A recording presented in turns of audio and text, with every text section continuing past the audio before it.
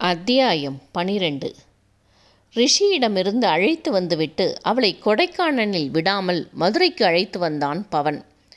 அவனது கைகளை இறுக பற்றி கொண்டு எதுவும் பேசாமல் இருந்தால் பயணம் முழுவதும். அவளது கண்களில் வெறுமை மட்டுமே நிறைந்திருந்தது. அவளின் மனநிலையை உணர்ந்து எதுவும் பேசாமல் அவ்வப்போது அவளை பார்த்தபடியே வண்டி ஓட்டிக் கொண்டிருந்தான். அந்நேரம் அவனது அலைபேசி அடிக்க புதிய எண்ணிலிருந்து அழைப்பு வந்திருந்தது. யோசனையுடன் எடுத்து காதில் வைத்தான். பவா, நான் மதுரை வந்துட்டேன். கவியை கூட்டிகிட்டு வர்றதுன்னா நம்ம கல்மண்டபம் வீட்டுக்கு கூட்டிகிட்டு வா என்றார். அவரது குரல் கேட்டதுமே, மா எப்போ வந்தீங்க? நானே இங்கே பார்த்துக்குவேன்னு சொன்னேனே. ஒரு நிமிட மௌனத்திற்கு பிறகு, சில விஷயங்களுக்கு நான் இங்கே இருந்தால் சரின்னு தோணுச்சு. உங்களுக்கு கஷ்டமாக இருக்குமேம்மா, பழையவற்றையெல்லாம் நினைவுபடுத்துமே. நான் பார்த்துக்கிறேன் பவா, நீ எப்படியாவது கவியை அழைச்சிட்டு வந்து என்கிட்ட விட்டுரு. என் கூட தான் இருக்கா, கொஞ்ச நேரத்தில் வந்துடுவேன். அவர்கள் பேசிக்கொண்டது எதுவும் அவளது காதில் விழவில்லை. மனமோ ரிஷியை எண்ணியே வேதனை கொண்டிருந்தது. தான் பேசிய பேச்சில் அவன் நின்ற விதம் கண்ணிலிருந்து மறைய மறுத்தது. அவனது அதிர்ந்த தோற்றம், வேதனை நிறைந்த முகம், கண்ணில் தெரிந்த அந்த வலி எல்லாம் அவளை கொன்று புதைத்தது. மெல்ல கைகள் நடுங்க தொடங்கியது. அதை உணர்ந்த பவன் அவசரமாக காரை ஒரு ஓரமாக நிறுத்திவிட்டு, கவி என்ன ஆச்சுமா? கவி, இங்கே என்ன பாரு என்று அவள் கன்னம் தொட்டு அவளது நினைவுகளை மீண்டு வர முயன்றான். அவளோ கண்கள் மேலே சொருக, என்னை மன்னிச்சிடு ரிஷி, என்னை மன்னிச்சிடு என்று உளர ஆரம்பித்தாள். உடல் தூக்கி போட அப்படியே அவனது கைகளில் மயங்கிச் சரிந்தாள். அவளது நிலை கண்டு பயந்து போனவன் அவளை அப்படியே படுக்க வைத்துவிட்டு காரை எடுத்தான். அருகே இருந்த மருத்துவமனை ஒன்றிற்கு சென்றான். மருத்துவர்களிடம் அவளை ஒப்படைத்தவன் அன்னையை அழைத்து, அம்மா, கவிக்கு உடம்பு முடியல என்றவன் மருத்துவமனை பெயரை கூறி அங்கு வருமாறு அழைத்துவிட்டு போனை வைத்தான். அங்கிருந்த நாற்காலியில் தலையை பிடித்தபடி அமர்ந்திருந்தவனின் மனம் கவியின் நிலையை எண்ணி வருந்தியது. பட்டாம்பூச்சி போன்று சுற்றி கொண்டிருந்தவளை தனது சுயநலத்திற்காக எப்படி மாற்றியிருக்கிறார் மனிதன் என்று வேதநாயகத்தின் மீது அத்தனை கோபம் எழுந்தது. அலைபேசியை எடுத்தவன் அவரை அழைத்தான். நீ எல்லாம் மனுஷனாக இருக்கவே தகுதி இல்லாத ஆள்.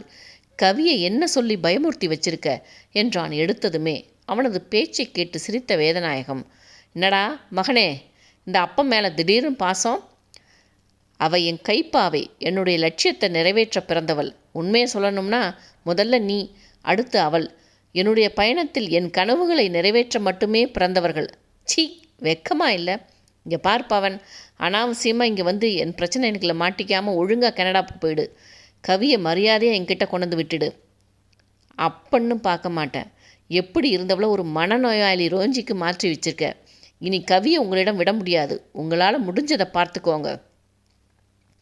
எனக்கு அவளை எப்படி என்னிடம் கொண்டு வரணும்னு தெரியும் என்றவரின் சிரிப்பு அவன் காதில் நாராசமாக விழுந்தது. அவனிடம் பேசிவிட்டு வைத்ததுமே வேதநாயகம் யோசனையில் ஆழ்ந்தார். தன்னை சுற்றி திடீரென்று அனைவரும் அணை கட்டுவது போல தோன்றியது. அதிலும் செங்கமலமும் மித்ராவும் கம்பெனியில் வந்தமர்ந்திருப்பது அடுத்தடுத்து நடக்கப் போவதை உறுதிப்படுத்தியது. சிறிது நேர யோசனைக்கு பின் போனை எடுத்தவர் சில பல அழைப்புகளை மேற்கொண்டு தனது திட்டத்தை கூறி அவர்களை தயார் செய்துவிட்டு கண்களை மூடி அமர்ந்தார். ஸ்வான் லேக் குழுமம் எனது எத்தனை வருட கனவு. அதை அத்தனை எளிதாக விட்டுவிடுவேனா? எத்தனை பேர் வந்தாலும் என்னை அசைக்க முடியாது. நான் பணங்காட்டு நரி, ஒருவரையும் விடமாட்டேன்.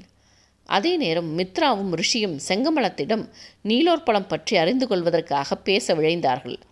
அந்நேரம் ரிஷியின் ஃபோன் அடிக்க அந்த பக்கம் வந்த செய்தி அவனுக்கு அதிர்ச்சியை அளித்தது.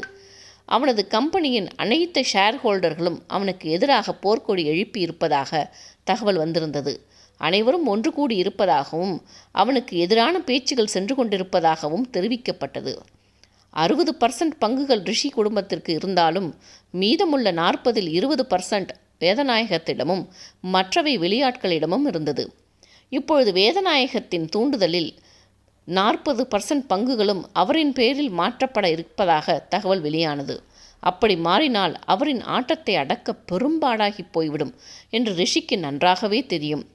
அவசரமாக ஃபோனை வைத்துவிட்டு, பாட்டி, மித்ரா, நம்ம கம்பெனியில் இப்போ ஒரு எமர்ஜென்சி வந்திருக்கு என்றான் சிந்தனை தோய்ந்த முகத்துடன். என்ன என்றார் செங்கமலம். அந்த வேதநாயகம் நம்ம ஷேர் ஹோல்டர்ஸ் எல்லோரையும் அவன் பக்கமாக திருப்பி அவங்கக்கிட்ட இருக்க பங்குகள்லாம் வாங்குறான். அதை கேட்டதும் பாட்டி பேத்தி இருவரும் ஒருவரை ஒருவர் பார்த்து கொள்ள ரிஷியோ, நான் போய் அவங்கக்கிட்ட பேசுகிறேன் என்று கிளம்பினான். அவனை தடுத்து நிறுத்திய செங்கமலம், நான் வரேன் ரிஷி என்றவர் மித்ராவிடம் திரும்பி, நீங்கள் லோகாவை திசை திருப்பு, நான் ரிஷி கூட போகிறது அவளுக்கு தெரியக்கூடாது என்றார். மெல்லிய புன்னகையுடன், சரி பாட்டி, நான் பார்த்துக்கிறேன் என்று கூறியவள் அங்கிருந்து வெளியேறினாள். அவள் நேரே சென்று நின்ற இடம் லோகநாயகியின் அறைவாசல். அத்தை, சின்னத்த என்று சத்தமாக அழைத்தாள். கதவோரம் அவளின் குரல் கேட்கவும் அவசரமாக திறந்து கொண்டு வெளியே வந்த லோகா, என்ன வேணும் உனக்கு, எதுக்கு என்ன கூப்பிட்ற என்றார் எரிச்சலாக. இங்கே ஒரு கோவில் இருக்காமே, நீங்கள் எப்பவும் போவீங்கன்னு பெரியத்த சொன்னாங்க, என்னை கூட்டிகிட்டு போகிறீங்களா என்றாள் பவ்யமாக. ஆமாம் இருக்குது, அதெல்லாம் நான் கூட்டிகிட்டு போக முடியாது, முடிஞ்சால் நீயே போய்க்கோ என்றார் கடுப்புடன். அவளோ விடாது, ப்ளீஸ் அத்தை, என்னை கூட்டிகிட்டு போங்களே என்றாள் கெஞ்சலாக.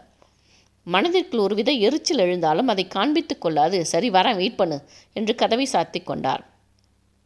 அதில் திருப்தி அடைந்தவள் சோஃபாவில் சென்றமர்ந்து கொள்ள சற்று நேரம் காத்திருக்க வைத்துவிட்டு வெளியே வந்து அரைக்கதவை பூட்டி விட்டு வந்தார். அதை யோசனையுடன் கவனித்தபடியே அவரோடு சென்றாள் மித்ரா. அவர்கள் இருவரும் மாளிகையை விட்டு வெளியேறியதும் செங்கமலமும் ரிஷியும் மற்றொரு காரில் கிளம்பினார்கள். வேதநாயகம் அறியாமல் அனைவரையும் தனது கெஸ்ட் ஹவுஸிற்கு கொண்டு வரும்படி கட்டளையிட்டு விட்டு இருவரும் அங்கே சென்றனர். அவர்கள் சென்று ஒரு 15 நிமிடத்திற்குள் அனைவரையும் ரிஷியின் நாட்கள் அங்கு கொண்டு வந்திருந்தனர். சுமார் 1 மணி நேரம் வரை அங்கு அவர்களோடு மீட்டிங் நடந்தது.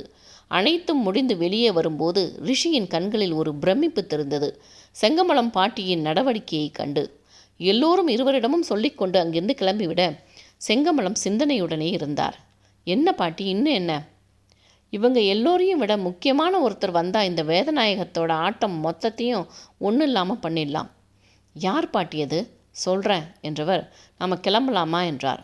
வாங்க என்று கூறி அவரை அழைத்து கொண்டு கிளம்பியவன் சட்டென்று நின்று, பாட்டி, உங்களுக்கு நீலோர் பழம் பற்றி எதுவும் தெரியுமா என்று கேட்டுவிட்டான். அடுத்து என்ன என்கிற சிந்தனையுடன் நடந்து கொண்டிருந்தவரின் கால்கள் சடாரென்று இழுத்து கொள்ள விழிகள் விரிய, என்ன கேட்ட ரிஷி என்றார் கலக்கத்துடன். நீலோர் பழம் பாட்டி. அவரோ பீதியுடன், இந்த பெயரை யார் சொன்னா உனக்கு என்றார். நானே பார்த்தேன் பாட்டி என்று அடுத்த குண்டை போட்டான். அதுவரை அவரிடம் இருந்த கம்பீரம் குறைந்து ஒருவித கலக்கமும் சோர்வும் வந்தடைய நடக்க முடியாமல் கால்கள் தள்ளாட, ரிஷி, நான் கொஞ்சம் உட்காரணும் என்றார் அவன் கைகளை பற்றியபடி.